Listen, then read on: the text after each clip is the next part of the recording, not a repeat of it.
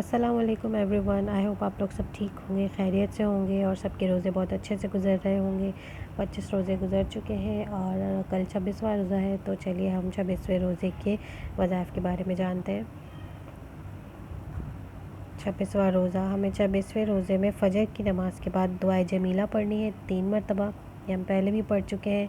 دعائے جمیلہ کی بھی ایک ویڈیو میں اپلوڈ کر دوں گی تاکہ آپ لوگ سرچ میں جا کے دعائے جمیلہ لکھتے ہیں تو آپ کو مل جائے اور آرام سے آپ اس میں سے دیکھ کے بھی پڑھ سکتے ہیں۔ اور اس کے بعد ہمیں یہ دعائے جمیلہ آپ نے 3 مرتبہ پڑھنی ہے فجر کی نماز کے بعد۔ اس کے بعد ظہر کی نماز کے بعد آپ نے سورہ فاتحہ پڑھنی ہے 40 مرتبہ۔ پھر عصر کی نماز میں آپ نے سورہ طلاق کی آیت نمبر 2 25 مرتبہ پڑھنی ہے۔ اس آیت کی 2 لائنیں یہاں ہیں اور 2 دوسرے پیج پر ہیں، میں ابھی شیئر کر دیتی ہوں۔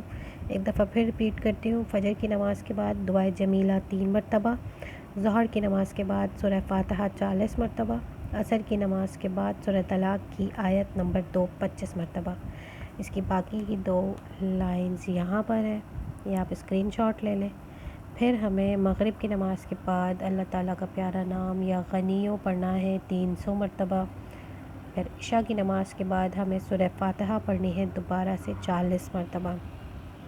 اس کے بعد ہمیں 25 مرتبہ یہ دعا پڑھنی ہے، دعا نجات۔ آپ یہ اس کا اسکرین شاٹ لے لیں۔ عشاء کی نماز کے بعد سورہ فاتحہ 40 مرتبہ پڑھ لیں گے، اس کے بعد ہمیں 25 مرتبہ یہ دعا نجات پڑھنی ہے۔ اور اس کا فائدہ نیچے لکھا ہے۔ اس کا فائدہ ہے اس دعا کے پڑھنے سے لکھی ہوئی تقدیر بھی بدل جاتی ہے اور برے حالات کو اللہ تعالیٰ اچھے حالات کے ساتھ بدل دیتے ہیں انشاءاللہ۔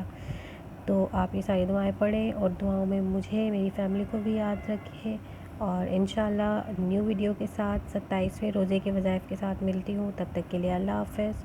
اور میں نے 27ویں شب